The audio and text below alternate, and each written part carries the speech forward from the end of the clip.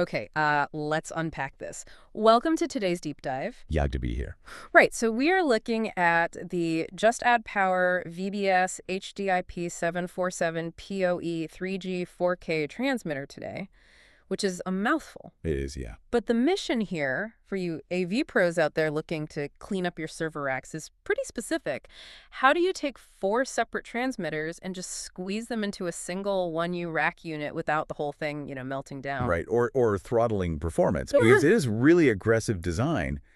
We aren't just talking about a slightly smaller footprint. No. This is explicitly a 4-source transmitter. So if you've been out in the field installing those individual 707 PoE units, this one box effectively replaces 4 of them. Which is massive for rack density. I mean, if you are staring at a packed server rack, being able to reclaim that much vertical real estate is an absolute dream. Oh, yeah, completely. But I have to play devil's advocate here right out of the gate. When you cram 4 sources into one enclosure, something usual gives. So let's look at the video specs.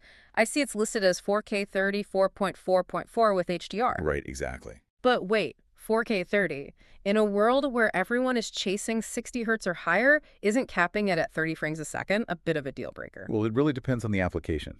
If you're trying to run a high-end gaming tournament through this, sure, you will want 60 hertz. Makes sense.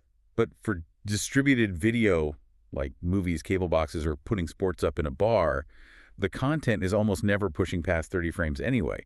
Movies are 24 frames per second. True. So it's a calculated trade-off.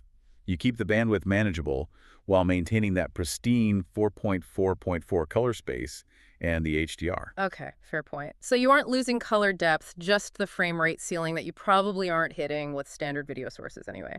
What about audio, though? Please tell me they aren't compressing the life out of the sound to save space. Not at all. It handles all lossless audio formats. The documentation actually specifically highlights Dolby Atmos support. Oh, wow. Yeah. So if you're using this to feed a home theater or a high-end media room, the audio signal stays completely intact. Okay, so the signal holds up. Let's pivot to the physical squeeze. You mentioned this replaces 4 units, and my immediate worry is heat. If I stack these things directly on top of each other, which the marketing says you can do, am I not just building a radiator? You would think so. Because usually you need air gaps. Right, and that's where the design gets really clever. They've moved to quiet front-facing fans. Instead of relying on passive convection or venting heat out the top, it's actively pulling air right through the front. So you really can stack them zero clearance. Exactly. You maximize your density without cooking the cards. And to make that even easier, they made the power situation super flexible. You can run it via PoE, obviously. Sure, power over Ethernet. But if you're using the standard 110-volt plug, it's installable on the front or the back. Wait, really? That is actually a huge quality of life feature. If you are working in a shallow rack or your PDUs are front-mounted, you don't have to wrestle cables around the back. Precisely. It's all about fitting into whatever weird rack constraints you might have on site. And speaking of connectivity, we should definitely mention the Ethernet loop out. Is that just for daisy chaining?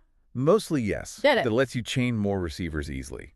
But you can also use it to bridge a network connection. Oh, I see. Say you have a smart TV or a gaming console right next to the transmitter. You could pull basic internet to it right from that loop out without having to run a fresh line all the way back to the main switch. That's smart. Saves a cable run. Now, beyond the hardware, what about the software side? I see image pull listed as a feature. Is that just a fancy way of saying screenshot? It's actually much more useful than that. Image pull lets you grab a live snapshot of the video stream and push it to a control interface. Okay. Think about a commercial setup, like a bartender with a control iPad.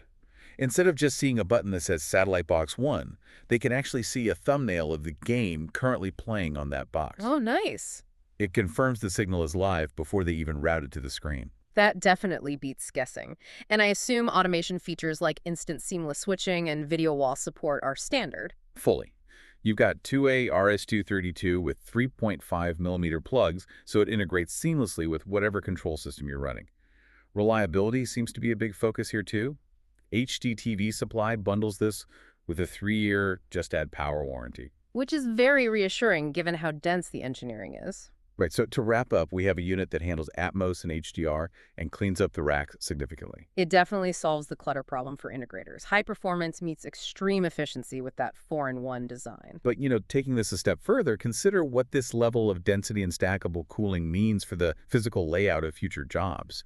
If we can shrink the rack footprint by 75% and flip our power plugs around, Do we even need those massive climate-controlled server rooms anymore? That is a great point. It changes the whole architecture of the install. Maybe the future is just decentralized closets that blend right into normal furniture. Definitely something to chew on before you bid your next job.